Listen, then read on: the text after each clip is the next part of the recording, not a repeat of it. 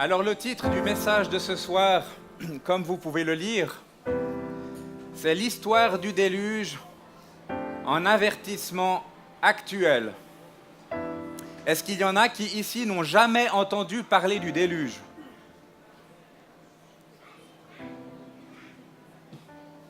Eh bien moi j'ai constaté que dans notre société, il y a beaucoup de choses autour de nous qui font référence au déluge. Quand on se promène dans les magasins, quand on regarde sur Internet, dans les médias, on voit qu'il y a beaucoup de choses qui rappellent le déluge. Il y a des jeux, il y a des noms d'associations, de groupes, de logements. Eh bien tout cela m'effraie. Tout cela m'effraie. Ça m'effraie parce que il y a une certaine fascination du déluge. Une fascination qui entraîne des actions, des activités marketing. Et puis ça m'effraie aussi, et de manière plus particulière, en voyant combien le déluge est banalisé. Combien cet événement unique dans l'histoire de l'humanité est banalisé. Alors le but du message de ce soir n'est pas de nourrir notre intelligence. Il n'est pas de nourrir notre curiosité. Et j'aimerais le dire tout de suite, avant de commencer. C'est que le déluge, il nous a été laissé comme avertissement. Le déluge est là pour nous avertir d'un jugement de Dieu qui est proche. Mais le déluge est là aussi pour nous parler qu'il y a un moyen de salut, qu'il y a un moyen d'échapper à ce jugement. Et ce moyen, c'est Jésus-Christ. Le message sera divisé en deux parties. La première partie concernera les aspects historiques du déluge. Et nous allons voir 4 aspects qui sont liés à l'histoire du déluge. Tout d'abord, le contexte. Dans quel contexte les hommes vivaient lorsque le déluge est arrivé? Le deuxième élément, c'est le déluge lui-même. Qu'est-ce que le déluge? Qu'est-ce que c'est que le déluge? Le troisième élément, c'est l'arche de Noé.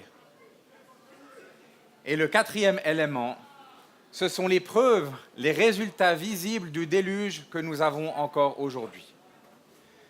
C'est la première partie. Et la deuxième partie touchera les aspects moraux du déluge, la signification du déluge pour nous aujourd'hui. Que signifie le déluge? Et nous allons voir que le déluge, ça nous parle d'un avertissement. C'est un avertissement que Dieu nous donne à chacun, à chacune qui nous sommes dans cette salle. Et nous verrons pourquoi le déluge est un avertissement. Nous verrons que le contexte actuel est identique à celui qu'il y avait du temps du déluge. Nous verrons que Dieu nous parle aujourd'hui d'un jugement futur qui est à la porte, qui est tout proche. Nous verrons aussi qu'il y a un moyen de salut. Et puis finalement, nous verrons aussi qu'il y a une porte qui est aujourd'hui ouverte, mais qui est bientôt fermée. Alors nous allons commencer par la première partie, l'aspect relatif à l'histoire du déluge, l'histoire biblique du déluge. Le déluge s'est produit il y a environ 4500 ans, en 2300 avant Jésus-Christ, soit environ 1700 ans après la création d'Adam et d'Ève. À cette époque, les hommes vivaient très longtemps, ce qui fait qu'il ne s'est pas passé beaucoup de générations entre la création de l'homme et le déluge. Et quel était le contexte de l'humanité lorsqu'il y a eu le déluge? Comment vivait l'humanité à cette époque-là? Eh bien, laissons Dieu nous donner la réponse, dans la Bible, dans sa parole. Et nous voyons ici 4-5 versets qui montrent l'état de l'homme, l'état de l'humanité au temps où le déluge est venu sur la terre. Le premier verset que je lis avec vous, « L'Éternel vit que la méchanceté de l'homme était grande sur la terre, et que toute l'imagination des pensées de son cœur n'était que méchanceté en tout temps. La terre est pleine de violence. » En deuxième verset, Dieu regarda la terre, et voici, elle était corrompue, car toute chair avait corrompu sa voie sur la terre. Le troisième verset, les géants étaient sur la terre en ces jours-là. Ceux-ci furent les vaillants hommes de jadis, des hommes de renom. En quatrième verset, dans les jours avant le déluge, on mangeait, on buvait, on se mariait, on donnait en mariage. Et en cinquième verset, un déluge sur un monde d'impies. Donc on voit ici 5 caractéristiques de l'humanité du temps du déluge. La méchanceté et la violence, l'imagination, la corruption du temps du déluge, ces géants qui nous parlent de l'orgueil, qui nous parlent du désir de l'homme d'être populaire, d'être orgueilleux, d'être au-dessus des autres.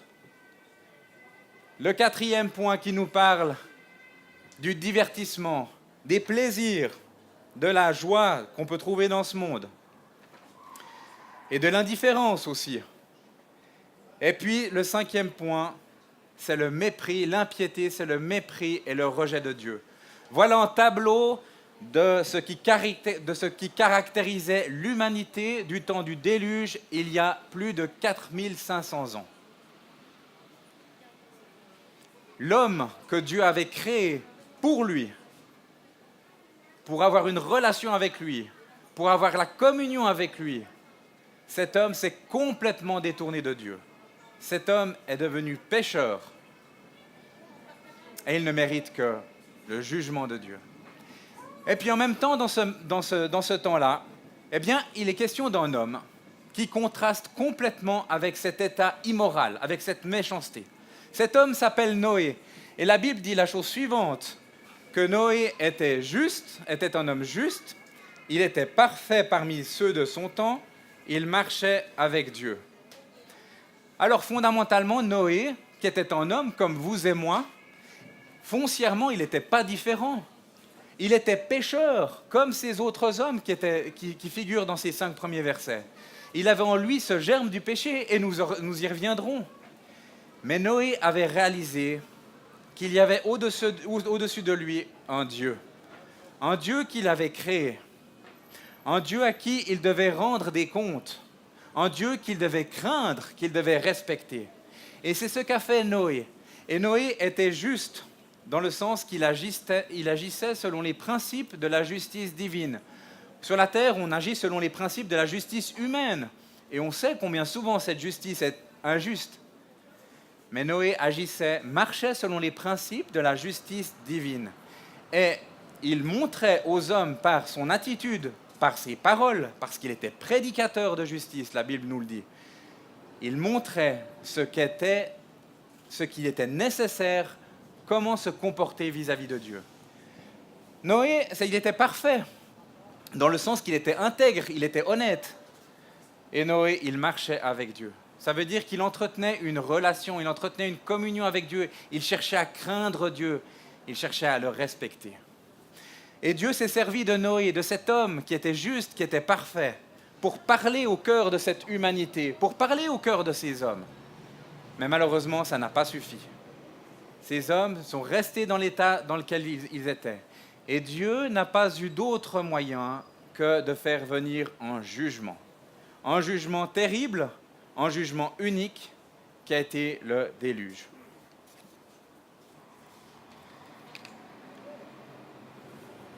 Qu'est-ce que c'est que le déluge ? Dans notre société, on entend souvent parler du déluge, de pluie diluvienne. On pense traditionnellement que le déluge, c'est une très grosse pluie, une très grosse averse qui dure longtemps. Le déluge, ce n'est pas ça. Le déluge, ce n'est pas une inondation comme nous avons l'habitude de lire dans les médias. Le déluge, ce n'est pas ça. En grec, le mot déluge, c'est kataklysmos. Kataklysmos, qui a donné le mot cataclysme. Un cataclysme, c'est donc un événement destructeur d'une très grande ampleur. Et c'est ça le déluge, c'est cet événement terrible, c'est cet événement destructeur de très grande ampleur qui a eu lieu sur la Terre il y a 4500 ans. On peut relever trois éléments particuliers du déluge. Le premier élément, c'est que c'est un événement surnaturel. Et je lis avec vous le verset ici, « Toutes les fontaines du grand abîme se rompirent, et les écluses des cieux s'ouvrirent. Les eaux se renforcèrent extraordinairement sur la terre, et toutes les hautes montagnes furent couvertes. » Le déluge a donc été un événement, un cataclysme, un phénomène météorologique exceptionnel. Il n'y en a jamais eu de semblable, il n'y en aura jamais de semblable. Imaginez, pensez, en 40 jours, l'eau a atteint le sommet des montagnes. En 40 jours seulement. C'est quelque chose d'inimaginable. Et si la Bible, la parole de Dieu, utilise de telles expressions en parlant des fontaines du grand abîme, des écluses, on sait ce que c'est qu'une fontaine, on sait ce que c'est qu'une écluse. Quand une fontaine se rompt, quand une écluse s'ouvre, c'est une quantité, c'est un amas d'eau qui vient auquel il est impossible d'échapper, auquel il est impossible de se protéger. C'est ça le déluge. Ce déluge a duré 40 jours, nous verrons tout à l'heure. Le deuxième élément qui est caractéristique du déluge, c'est que c'est un événement qui est planétaire. Le déluge, ce n'est pas régional. Ce n'est pas quelque chose qui s'est passé dans un environnement de quelques centaines de kilomètres carrés ou de milliers de kilomètres carrés. C'est un événement planétaire.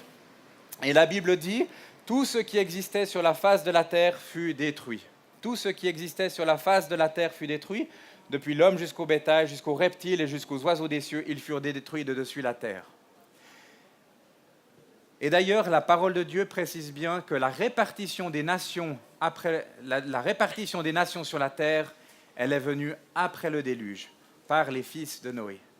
Ce qui montre bien cette étendue du déluge, ce phénomène qui a eu lieu, qui est planétaire. Et puis le troisième élément qui est important, c'est que le déluge, il était inexorable. Il n'y a personne qui a pu arrêter le déluge. Il n'y a personne qui a pu échapper au déluge. Et on peut lire ce verset de la Bible, « L'Éternel ferma l'arche ». On reviendra sur l'arche. Mais au moment où la porte de l'arche a été fermée, ça a signé l'arrêt de mort de toute l'humanité. Tous ceux qui étaient hors de l'arche ont péri. Quelque chose d'inexorable. L'homme n'a pas pu se protéger, l'homme n'a pas pu retarder ce déluge. Ce déluge s'est abattu et il a exterminé tout ce qui vivait sur la surface de la terre par l'eau. Dieu a permis cela.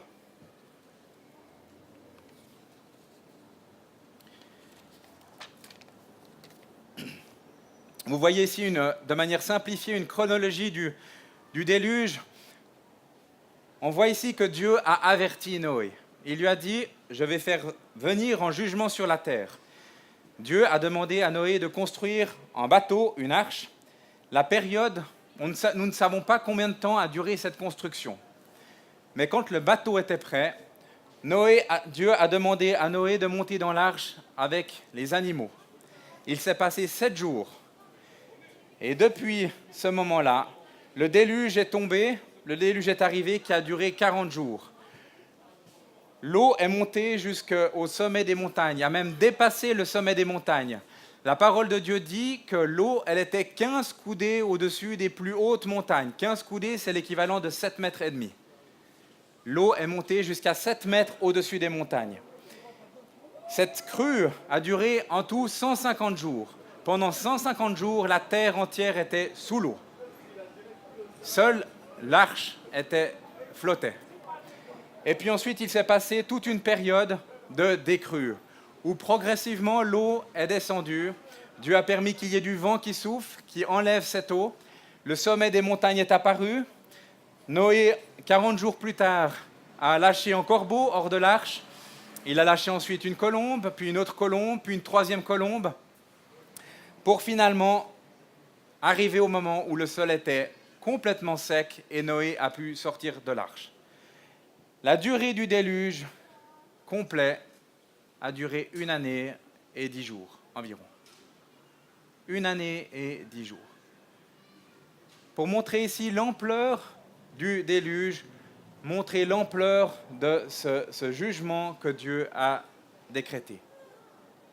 Et de montrer que aussi, dès que Dieu a commandé à Noé de monter dans l'arche, le compte à rebours était commencé. Mais comme on l'a vu, il y avait un homme qui se distinguait, qui contrastait complètement avec cette méchanceté, avec cette humanité qui était détournée de Dieu. Cet homme, c'était Noé. Et Dieu voulait le sauver, Dieu voulait le délivrer, le protéger de ce déluge, le préserver. Et pour ça, il a demandé à Noé de construire un bateau, une arche. C'est un immense bateau, puisqu'on voit ici, cette longueur était de 150 mètres, la largeur de 50 coudées, environ 25 mètres, et la hauteur de 15 mètres. Noé n'a pas posé de questions. L'environnement dans lequel était Noé, c'est un environnement où il n'y avait pas de mer. Et humainement parlant, c'était la folie de construire un bateau, surtout de cette taille, dans un lieu où il n'y a pas de mer. Mais Noé ne s'est pas posé de questions. Noé a simplement obéi, il a construit son bateau, ça a mis le temps que ça a mis. Dieu lui a donné des instructions précises, il lui a dit comment est-ce qu'il devait faire ce bateau, il lui a donné la longueur, la hauteur, la largeur, il lui a demandé de construire plusieurs étages, il lui a demandé de construire aussi des loges, c'est-à-dire des enclos pour mettre les animaux. Il lui a demandé de mettre aussi une seule porte. Et Noé a obéi, sans se poser de questions. Il a fait confiance à ce Dieu qu'il respectait, et il a obéi. Et il est rentré dans cette arche, et puis il a passé le déluge en sécurité. Donc on voit que Noé, pour être sauvé, il a dû premièrement écouter Dieu. Il a dû donc montrer cet intérêt envers Dieu, envers son Créateur. Ensuite, il n'a pas seulement dû l'écouter, mais il a dû construire. Donc il a dû obéir à ce que Dieu disait. Et puis ensuite, il a dû monter, entrer dans l'arche. Il a dû faire confiance. Il ne savait pas qu'est-ce qui allait se passer. Dieu lui a demandé de monter dans l'arche. Il est monté dans l'arche et Dieu a fait tomber ce déluge sur la terre. Par cette obéissance, par son attitude, Noé a donc été préservé du jugement, ainsi que toute sa famille. En tout, 8 personnes. Noé, sa femme, ses 3 fils et leurs 3 femmes.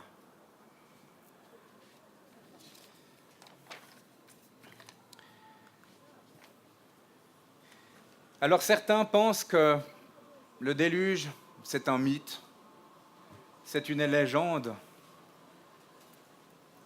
Peut-être qu'il y en a un parmi vous qui pense cela aussi.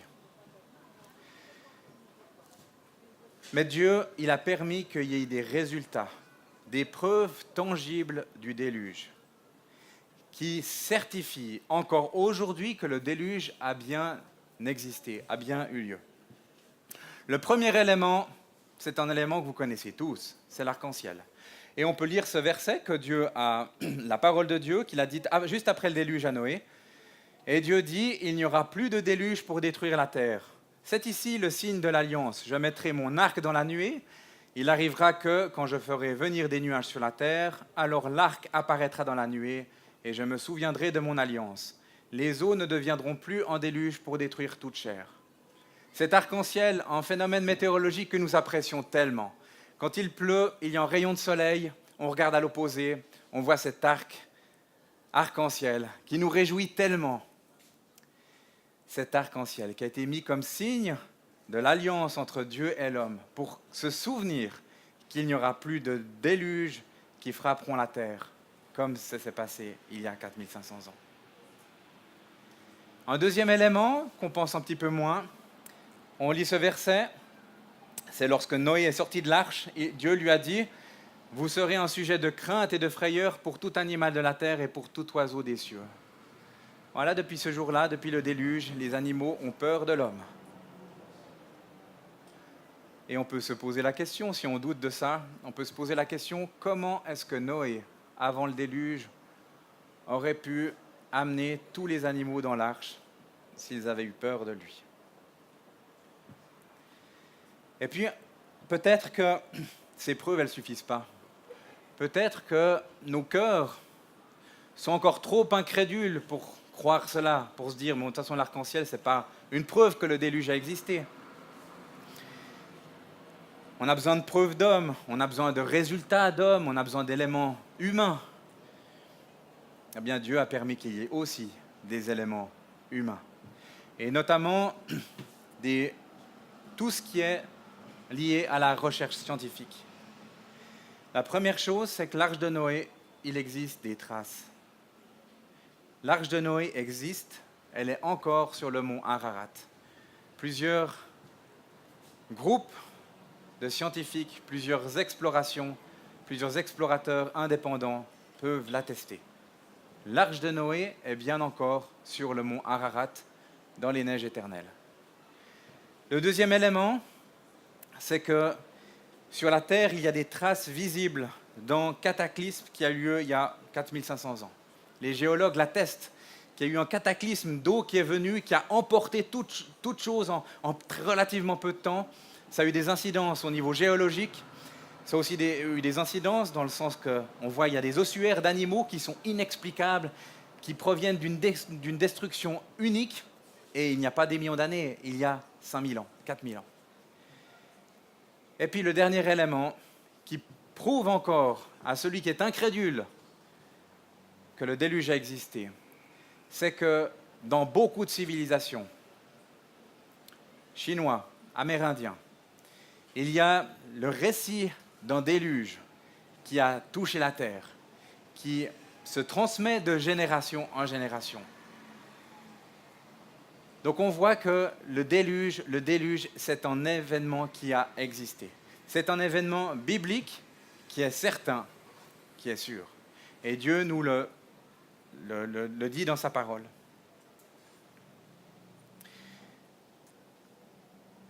Alors nous avons vu jusqu'à maintenant les aspects historiques du déluge. Vu qu'est-ce que c'était que le déluge, dans quel contexte est-ce que le déluge est venu.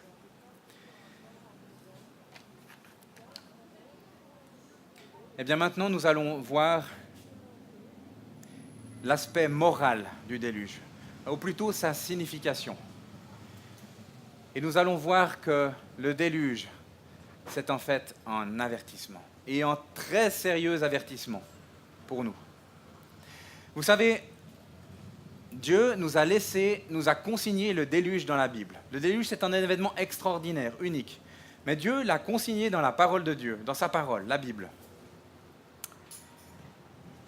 Mais la Bible, elle n'est pas là, ce n'est pas un livre d'histoire. La parole de Dieu, ce n'est pas un livre de science, ce n'est pas un livre de biologie, ce n'est pas un livre qui a pour but de répondre à notre curiosité, de répondre à notre intelligence.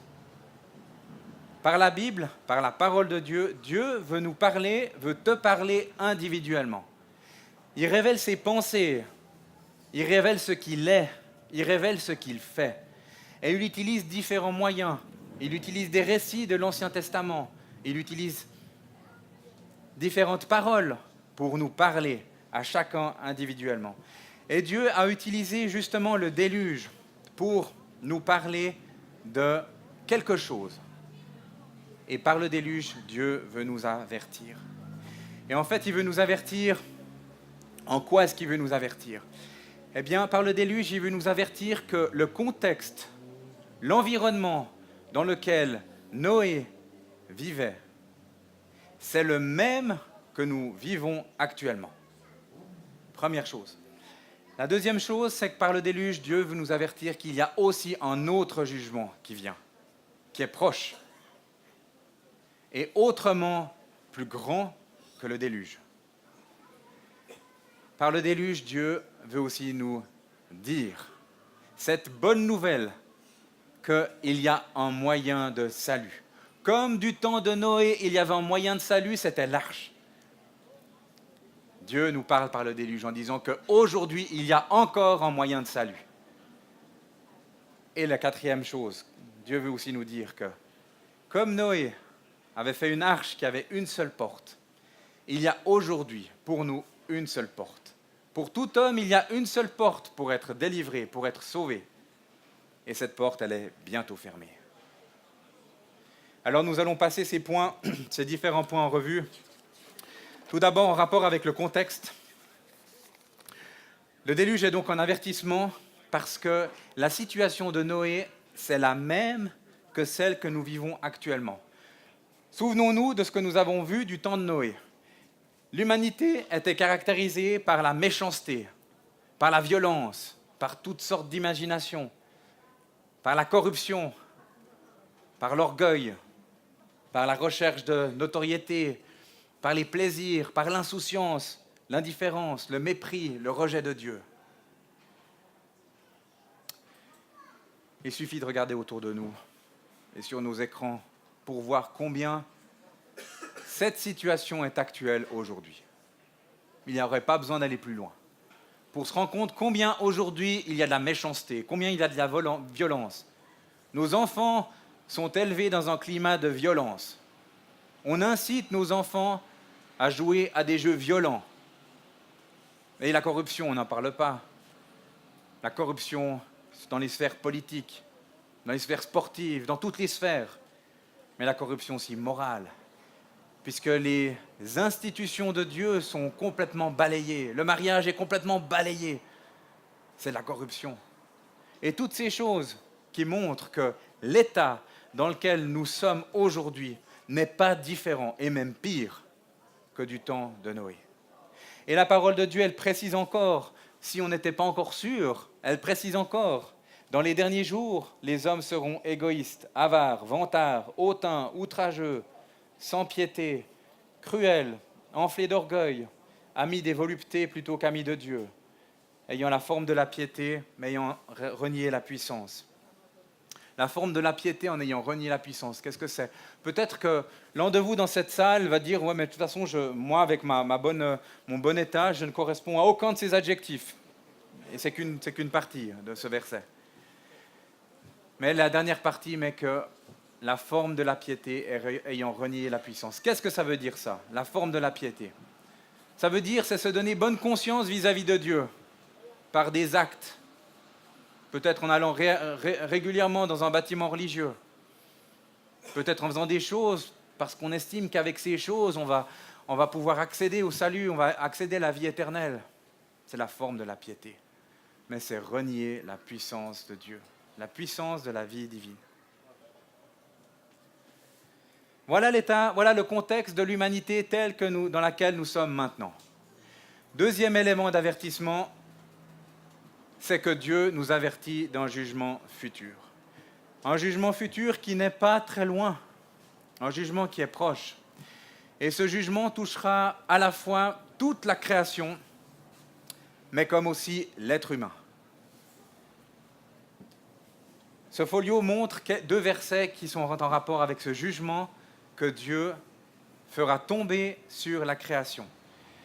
Les cieux et la terre de maintenant, ça veut dire notre environnement, le ciel, les cieux et notre terre, sont réservés pour le feu, gardés pour le jour du jugement et de la destruction des hommes impies. Dans ce jour-là, les cieux passeront avec un bruit sifflant, les éléments embrasés seront dissous, et la terre et les œuvres qui sont en elle seront brûlées entièrement. Du temps du déluge, la terre avait été momentanément purifiée. Il y a eu cet amas d'eau qui est venu, qui a purifié, tous les animaux sont morts. Il y a eu une purification de quelque temps, mais très vite, il y a eu de nouveau la corruption. Très vite, cette création a de nouveau subi les conséquences du péché. Et aujourd'hui, elle subit les conséquences du péché. La terre sur laquelle nous sommes, elle subit les conséquences du péché. Et elle doit être purifiée. Et pour cela, Dieu va un jour la juger. Un jour, c'est bientôt. Et ce jugement sera autrement plus grand que le jugement du déluge. Du temps du déluge, il y a eu cette eau. La terre est restée telle qu'elle et ensuite l'eau est partie, et c'est sur la même terre que nous vivons maintenant. Mais ce jugement futur parle d'une destruction de la terre et des cieux par le feu. Notre terre, les cieux actuels, ce n'est pas seulement l'atmosphère, c'est l'univers entier.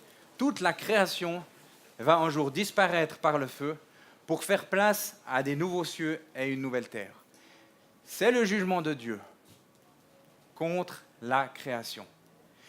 Et l'homme, avec tous ses efforts contre le réchauffement climatique, ne pourra absolument rien faire. Ce jugement n'a absolument rien à voir avec le réchauffement climatique dont on parle tellement.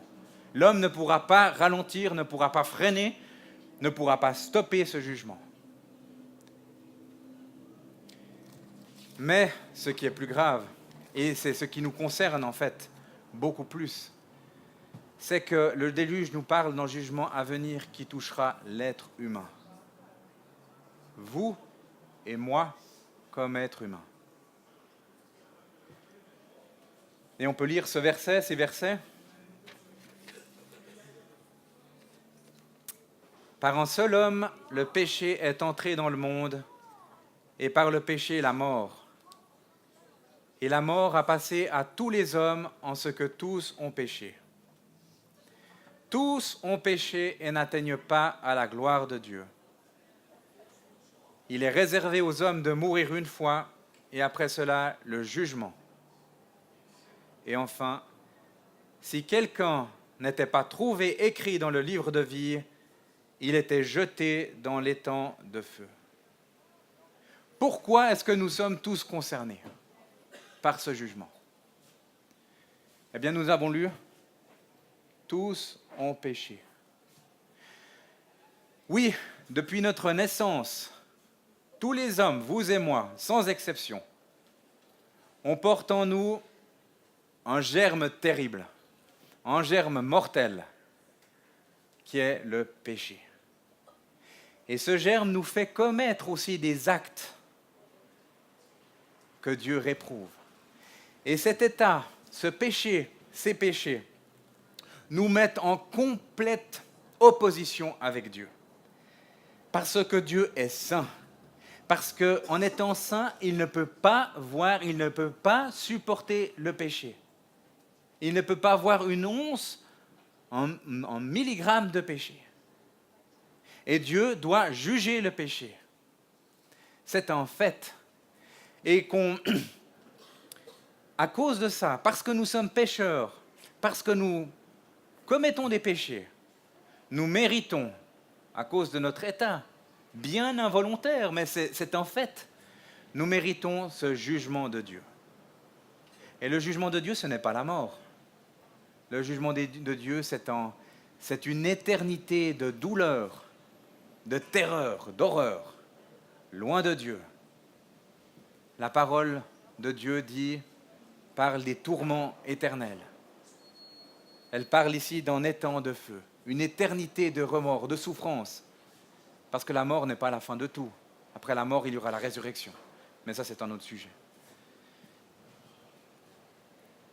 Donc, à cause de mon état, pécheur, je suis perdu, je ne mérite que le jugement de Dieu, je ne mérite que sa condamnation, je ne mérite que d'être éloigné de lui pour toujours. Qu'on le croie ou qu'on ne le croie pas, qu'on soit conscient ou inconscient, qu'on s'en moque, cela ne change rien au fait. Nous sommes tous des pécheurs. Et à cause de cela, nous méritons le jugement de Dieu.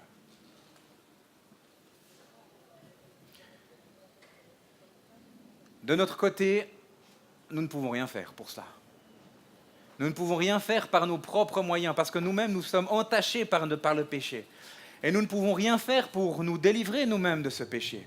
Nous ne pouvons rien faire pour essayer de nous approcher d'un Dieu saint avec nos propres actes, avec des pèlerinages, en donnant tout son argent, en faisant des œuvres caritatives, en adhérant à une religion, en allant à l'église.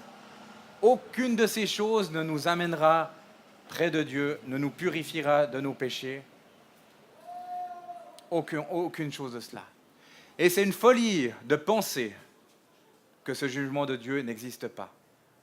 C'est une folie de penser qu'il n'y a pas de Dieu, qu'il n'y a pas de Créateur à qui nous devons rendre des comptes. C'est une folie de penser qu'on peut accéder à Dieu par ses propres moyens.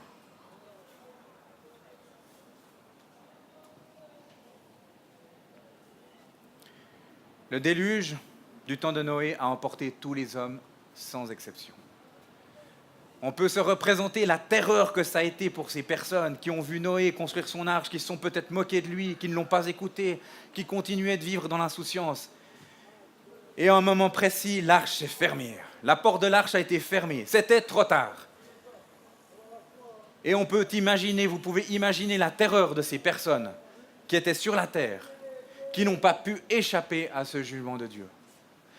Alors pour nous, est-ce qu'il n'y a aucune issue ? Est-ce que tout est perdu ? Vraiment ? Est-ce que nous sommes sur la terre parce que, voilà, pour y vivre, pour y mourir, et puis pour être ensuite les objets du jugement de Dieu ? Mais pas du tout. Comme du temps de Noé, il y a une solution, il y a une issue, il y a un moyen de salut. Et ce moyen de salut est encore actuel. Et ce moyen de salut, il s'adresse à tous, sans exception. Quel est le moyen de salut ?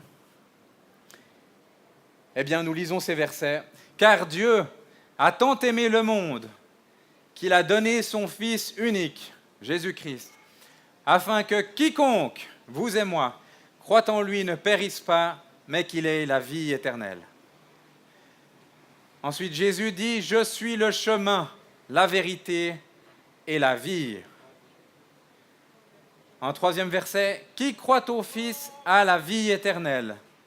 Mais qui désobéit ou ne croit pas au Fils ne verra pas la vie, mais la colère de Dieu demeure sur lui. » Et ensuite, en quatrième verset, « Crois au Seigneur Jésus et tu seras sauvé. » Voilà, Dieu est saint. Nous avons vu que Dieu est saint. Il ne peut pas supporter le péché. Il ne peut pas voir le péché. Il ne peut pas voir le péché sans le condamner. Et c'est parce que nous sommes pécheurs que nous méritons la condamnation de Dieu et son jugement. Mais Dieu n'est pas seulement saint. Dieu est aussi amour. Il aime l'être humain. Il aime l'individu. Il a créé l'homme à son image, à sa ressemblance, pour avoir une relation avec lui, pour entretenir une communion avec lui, parce qu'il aimerait l'avoir près de lui. Mais voilà, cet homme qui a été créé à l'image de Dieu s'est détourné. Depuis nos premiers parents, nous sommes pécheurs. Nous avons vu le verset avant. Par un seul homme, le péché est entré dans le monde. Et par le péché, la mort. La mort a passé à tous les hommes. Tous ont péché. Voilà, à cause de nos premiers parents, nous sommes tous des pécheurs. Mais Dieu est amour et il nous aime. Mais voilà, le problème, c'est que il faut que quelqu'un paye.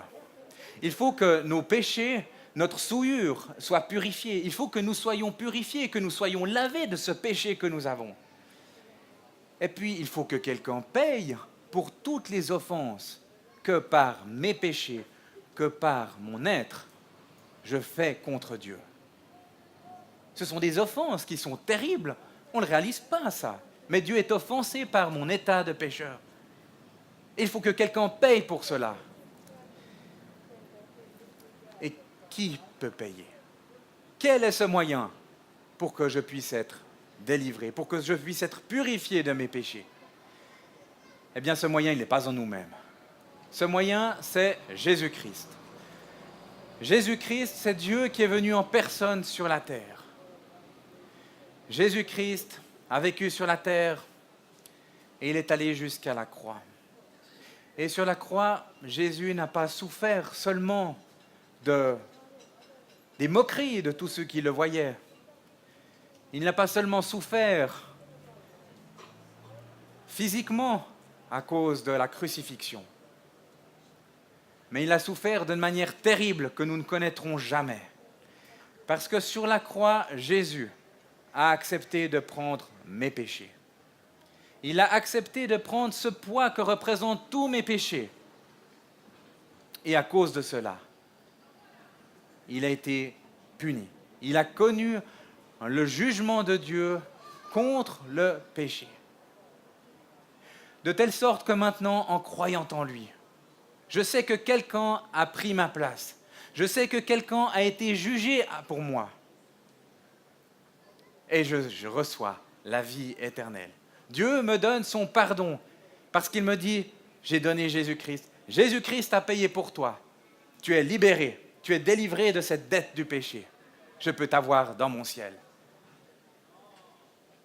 Mais pour cela, je dois croire. Je dois accepter que quelqu'un est venu pour moi. Je dois accepter que Jésus est venu sur la terre pour me sauver. Vous savez, Noé, il n'a pas seulement dû écouter Dieu, il n'a pas seulement dû construire son arche, mais il a dû aussi entrer dans l'arche. Il ne suffit pas de savoir que Jésus-Christ est un homme qui est venu sur la terre, qu'il est mort sur la croix. Ça, on le trouve aussi dans les livres d'histoire. Mais il faut croire. Il faut cet élan du cœur pour venir, pour accepter ce cadeau que Dieu nous a fait dans cette personne de Jésus. Mais il faut aussi se repentir, réaliser que je suis pécheur, puis comme pécheur, je n'ai pas accès au ciel. Je ne mérite que le jugement de Dieu. Et je dois aussi le confesser devant Dieu. Et de dire à Dieu, ben voilà, je suis un pécheur. Je mérite que ton jugement, mais j'accepte ce que tu m'as donné. J'accepte Jésus-Christ, ce sauveur que tu m'as donné pour me sauver. Ce message s'adresse à tous, sans exception. Y a-t-il quelqu'un dans cette salle qui aujourd'hui se trouve encore en dehors de l'arche? Qui aujourd'hui, encore, mérite le jugement de Dieu à cause de ses péchés, à cause de son état de pécheur? Eh bien, Dieu te donne aujourd'hui ce moyen de salut. C'est aujourd'hui qu'il faut venir à lui, accepter Jésus comme sauveur.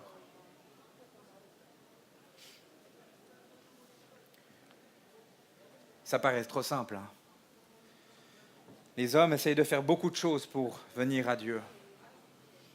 Ils essayent de faire beaucoup de sacrifices en pensant que Dieu les agréera. Et c'est ce qu'on trouve, en fait, dans toutes les religions, et malheureusement aussi dans la chrétienté.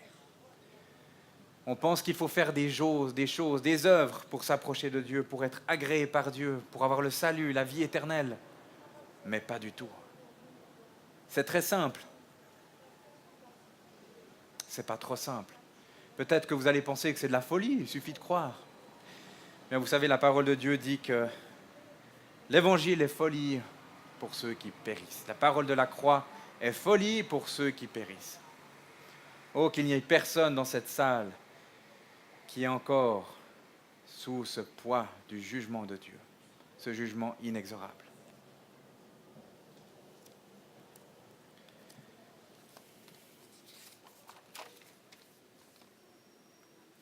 Le quatrième élément, qui est un avertissement pour nous de cette histoire de Noé, c'est cette porte qui est bientôt fermée.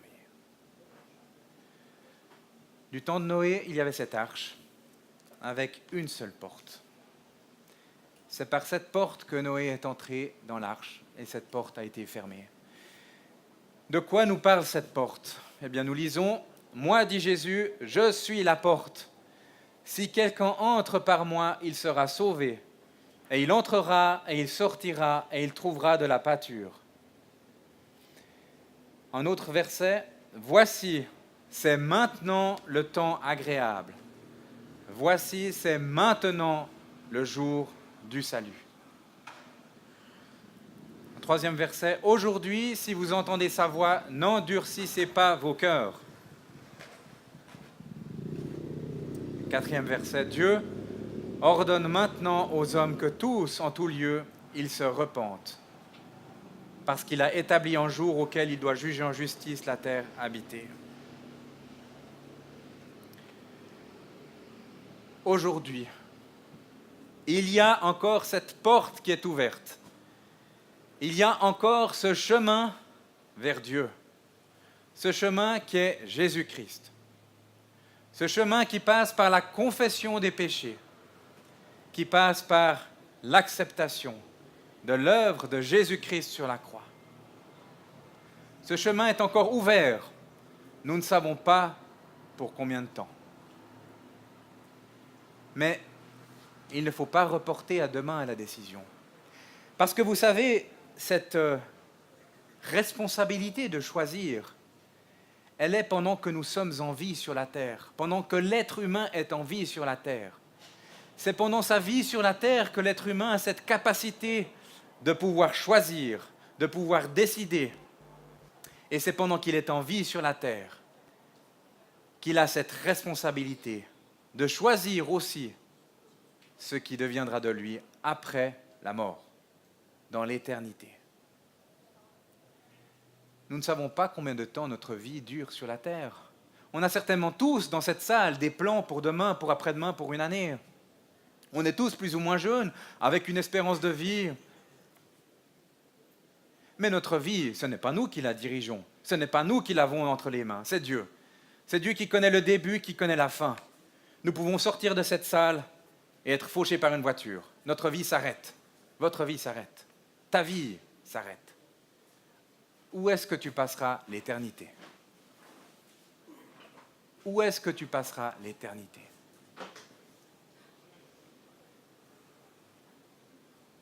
Eh bien, si, dans cette salle, tu es comme ces hommes qui étaient autour de l'arche, qui ont vu Noé construire son arche, mais tu n'es pas rentré, eh bien, c'est encore aujourd'hui le moment de rentrer. Demain, ce sera peut-être trop tard. Nous avons lu, c'est maintenant le jour du salut, c'est maintenant, c'est à cette heure même. Demain, ce sera peut-être trop tard. Dans 5 minutes, ce sera peut-être trop tard. Oui, viens aujourd'hui à Jésus. Accepte aujourd'hui ce salut que Dieu a donné en Jésus-Christ. Viens aujourd'hui, viens maintenant vers Dieu en réalisant ton état de pécheur et en réalisant, en acceptant dans ton cœur ce merveilleux Sauveur qu'il a donné. Oui, viens aujourd'hui. Demain, ce sera peut-être